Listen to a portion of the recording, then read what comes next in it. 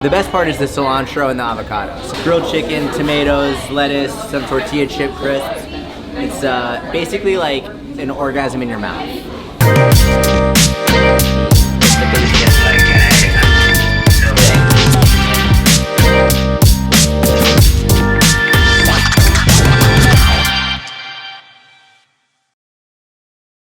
Tina, Cliff, we're back to, there we go. Team Lobster Tail, what's up, Megan? You know it's Hi, Beth. Megan. Beth, what's going Hi, on? Beth. What is up? All right, perfect. Awesome. Drop any questions below. We actually, so yesterday, Susan and I filmed all of the May edition of the Inner Circle, so that is all set and ready to go. All right, are we going? Filming? All right, Inner Circle. This time we are reporting from Melbourne. We got our own strong little wallaby here. Susie Q, the strongest wallaby in the world. No. All right.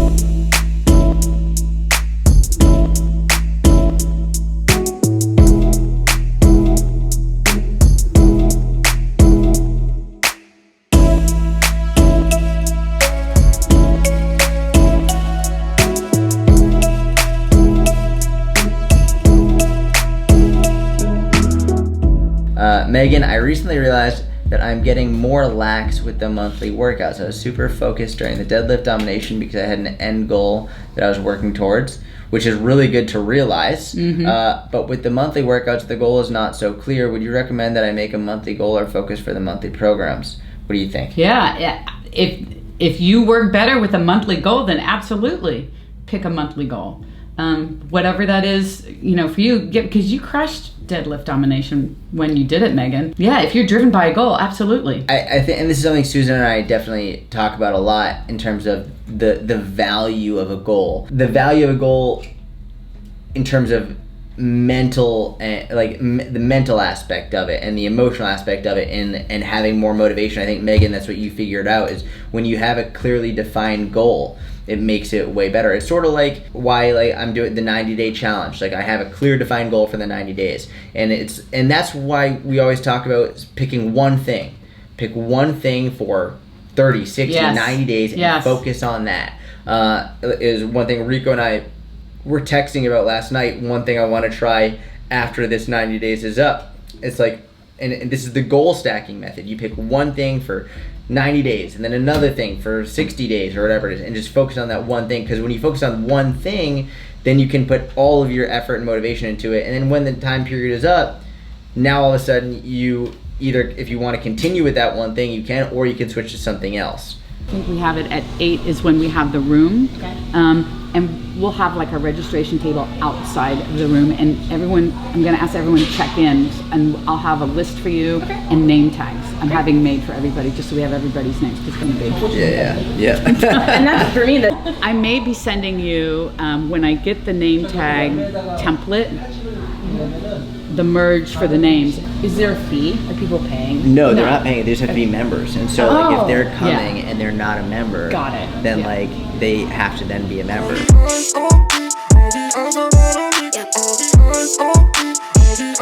Such a beautiful little unicorn. I am at Vaynerchuk right now with Susan and Kat and Rico behind the camera, just introing the vlog. So basically today, beautiful day in New York. Did Inner Circle Live, filmed a couple videos for the Inner Circle. Now planning an Inner Circle retreat in Austin, Texas. It's coming July. And then I have no idea what's going on the rest of the day, but you'll figure it out with me. What are you eating? It's a Mexicool salad from Vaynerchuk. Like, what's in there? The best part is the cilantro and the avocado. Cilantro and avocado is an amazing combination. Grilled chicken, tomatoes, lettuce, some tortilla chip crisps. It's basically like an orgasm in your mouth. Got it.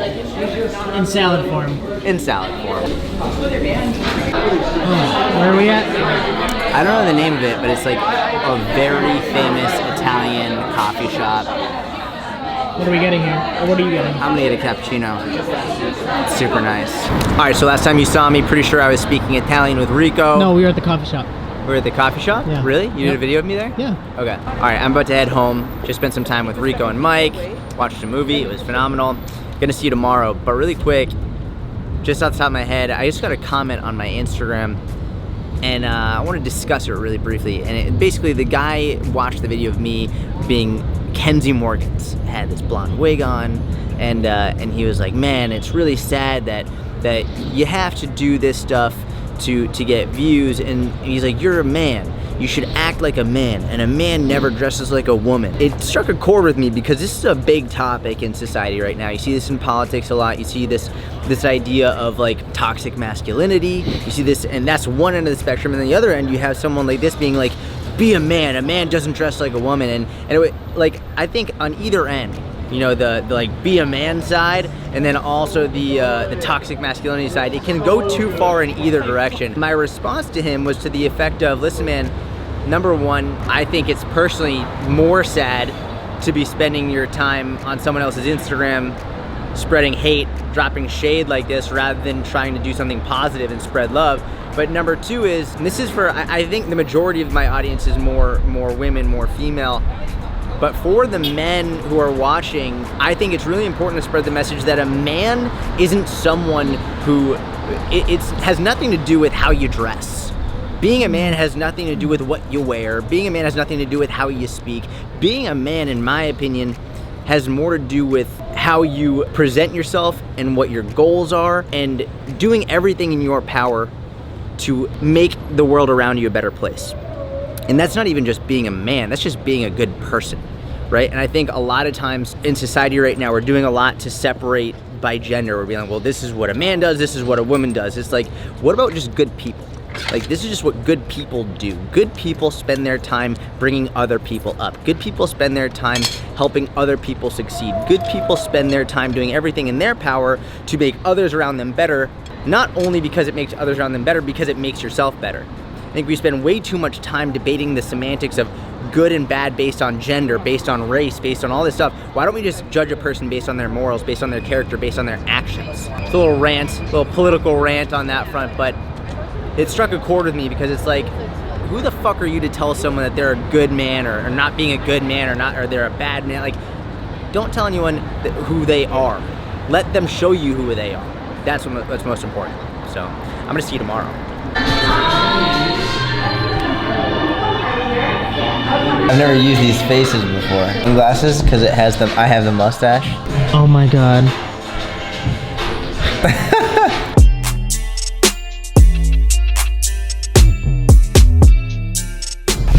What's going on, guys? We are back. Last time you saw me, I was giving my like what it's like to be a man rant or spiel, like Rico says. Hope you like that. So right now I'm gonna do a back workout. Got a ton of rest today. Feel really refreshed, feel really good. So also asked if you have any questions for my back workout, let me know. So we're gonna do a Q&A while I do this. Your weight today was all-time low.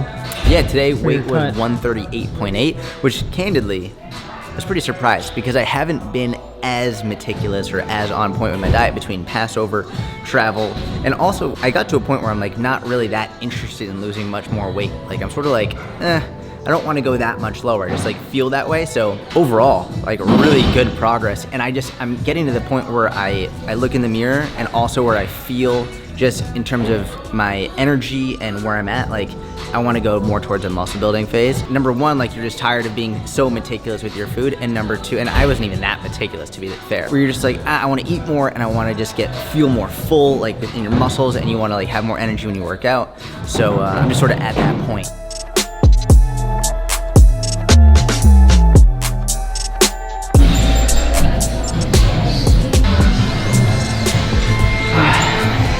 How many is that? That's 6 sets of 8. So 48. Yeah, I'm not gonna get to 100.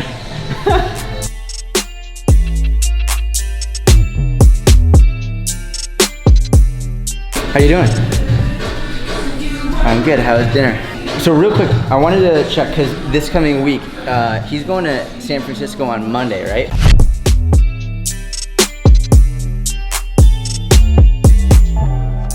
All right, so the first question, it's a really good one. Jordan, I have workout ADHD. Do you have a suggestion for building a workout regimen for the week? When she said, do you have a suggestion for building a workout regimen for the week? And that's really, you don't want a workout program for a new one every week. Generally, you want a new one every month.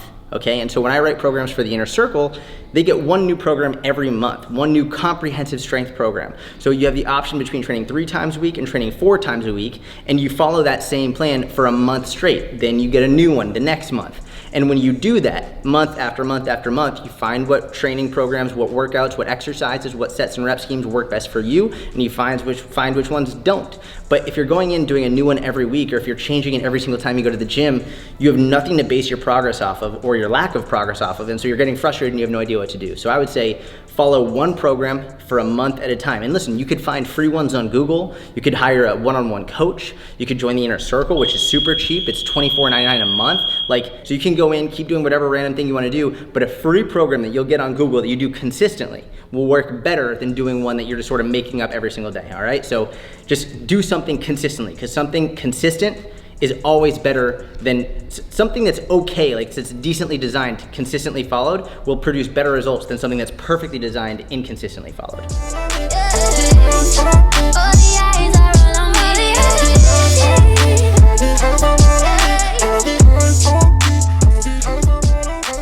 Rico says we're rolling. Question number 2 is, what is your favorite sweet little something after dinner for my enormous chocolate yummy sweet tooth? One of my personal favorite snacks is strawberries, right? So a whole pound of strawberries is only 150 calories, which is nothing if you really think about it. A whole pound, 150 calories. So if you take a pound of strawberries and then you get like a 200 calorie chocolate bar, I'm pretty sure a Hershey's bar is like 200, 220. You take that, you put it on the stove top, you melt it. Then you take the pound of strawberries, you dip it in the chocolate, you put them in a plate or something, you freeze that. Now you've got a pound of strawberries, chocolate dipped into this really great high quality chocolate, whatever chocolate you want to use, freeze it. It's only about 350 calories or something like that, right? 150 plus 200.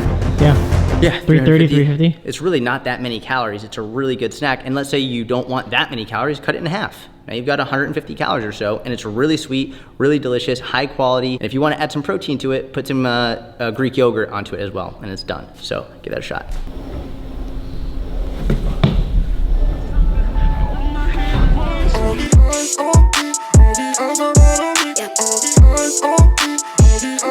All right, next question is, how do you switch from a calorie deficit to a calorie surplus? It jogs my memory about reverse dieting, which somebody asked about as well. So if you want me to make a video on reverse dieting, how to do it, does it even work, is it a myth, let me know in the comment section. Just say, yes, we want something on reverse dieting, so I know you want that video.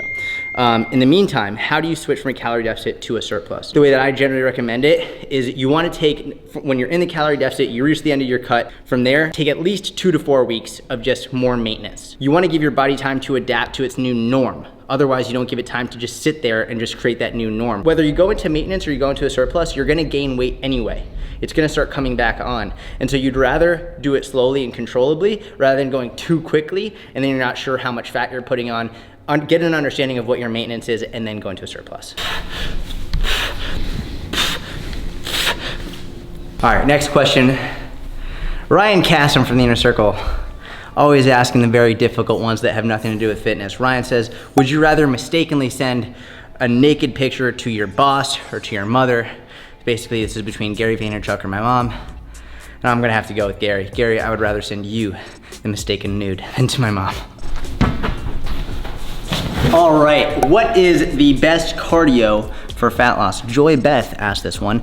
Did a video on it already. It is linked in the description. Go give it a watch, give it a thumbs up, and subscribe to the channel because we've answered a lot of questions already. So the best cardio for fat loss, linked in the description. Boom! Oh man. Okay, so Misty Kins asked, do you take pre-workout? If yes, what is your favorite one? 99.9% of the time, I do not take pre-workout. Usually it's just coffee because I love coffee. It has caffeine, so it gives you a bunch of energy. There are performance enhancement benefits to it, cognitive benefits. I just prefer coffee. It's also way less expensive and that's just what I prefer.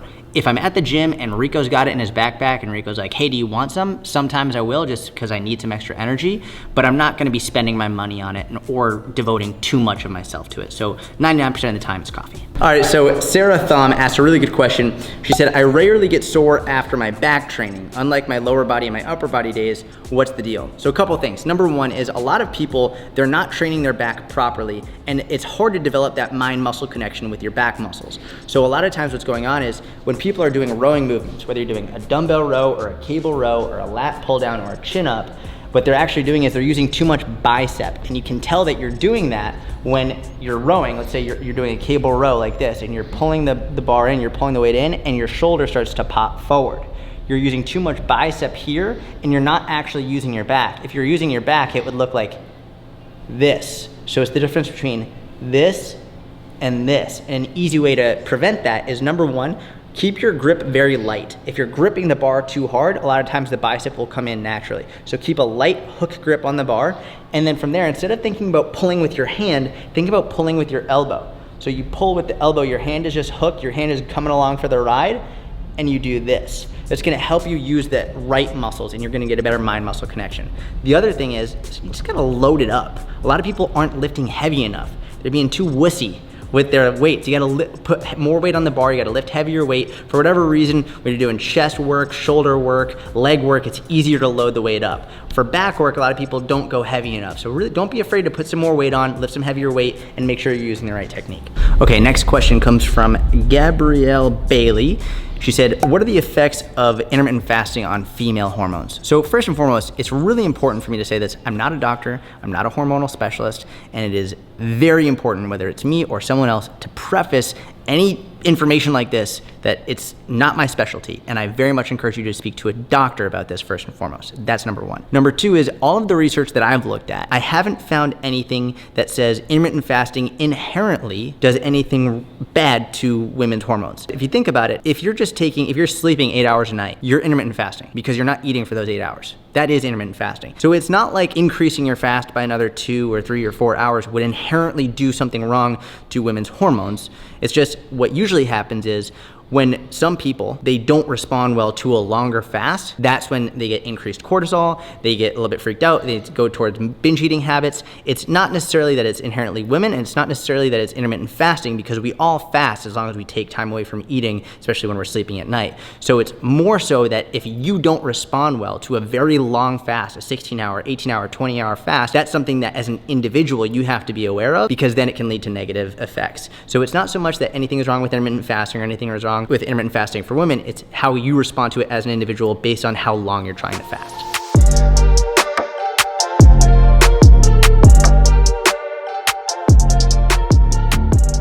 Okay, Andy Matty says, powder or glazed donuts before your workout? Personally, I would go with glazed. That's just my personal favorite. When I trained at Westside Barbell, Tony Baloney, real name, Tony Baloney, is over 300 pounds. I think it's 330 pounds. Every day before training, he had a dozen donuts from Krispy Kreme. Remember the first day I was training there, and he was like, do you want some? I was like, I'm good, man. I couldn't have a donut before I worked out. I'd throw up, but you know, some people, that's their thing. Respect. All right, 2 more questions. Myers53S says, what is the best stretch for your lower back? Actually, I have a video on this, so if you go to the link in the description, it's gonna take you to that video series where you can look at the best hip mobility, back stretches, and shoulder stretches. Okay, so last question. This is a really interesting one. Alana Marie 1, she said, how do you balance being content along your journey but never getting complacent? This is the $1 million question, isn't it? Everyone wants to be happy, but they also don't want to be satisfied. We have that always happy, never satisfied saying, which personally I don't like. What I do like is always optimistic, never satisfied. That's a big one for me. The difference between optimism and pessimism is it's a choice. And a lot of people hate to hear that, but it really is. And a lot of times it's an unconscious thought process, right? It's where like unconsciously you'll either go towards the pessimistic side or unconsciously you'll go towards the optimistic side. Really what you have to train yourself to do is catch yourself in the moment if you're going towards that pessimistic side. I think what happens is a lot of people, they find themselves stuck in this vortex of either being super motivated and ready to go and like going after their goals because they're very optimistic about what's going to happen, or they end up being unmotivated and relatively lazy and not going after their goals because they're in somewhat of a pessimistic, unmotivated mind frame. First and foremost, I'll say that it's normal. It's okay. I think people get they dig themselves into a deeper rut when they start shaming themselves, when they start punishing themselves and feeling like, oh, like, what am I doing? Why can't I do this? And they just keep digging themselves a hole that it's harder to get out of because they keep punishing themselves. So first and foremost, understand it's normal and it's part of life. And I'd rather you take a full week away completely from training and nutrition and just doing your own shit, being lazy as hell and eating whatever you want and enjoying it, and then coming back a week later and getting getting back on track than taking a week that's half on, half off and punishing yourself and not really fully in it. Because when you're not fully in it, that's when you just debate and you just hate on yourself and you punish yourself. Take a full week, just go full on ultimate lazy. Be as lazy as you possibly can be. Go as off track as you want with your nutrition and then get back on track and don't hate yourself for it. And when you're in that like middle ground of like hating yourself for it and not actually fully going in one way or the other, that's when you just do nothing at all. And it's just, that's like the worst place to be. So if you're gonna be lazy and enjoy it. If you're gonna go all in and enjoy it. But usually what the best way to sort of combat that is, and to spend more net total time being optimistic and positive and chasing your goals, is to, number one, not hate yourself for the times that you're down, allow yourself to have them and be in them. And then for the times that you are in them and that you are optimistic and that you are going after it, understand that there are gonna be days where you're not feeling it. And that's okay. And you don't have to have the best day ever in order to get in there, right? You can still be optimistic even if you have a shit day. And that's where you have to train yourself. You have to train your mind to be like, listen, that day was terrible. It was not a good day. It didn't go the way I wanted it to, but it's still better than not doing anything at all. And the more you can reframe your mindset to being like, hey, wasn't a good day, but I still got it in, rather than being like, hey, wasn't a good day, I suck, this isn't going anywhere, what the hell am I even trying this for? The more you can go towards that optimistic route, the better it's gonna be. So I hope you enjoyed the video. If you liked it, give it a thumbs up, subscribe if you don't already. See you next time.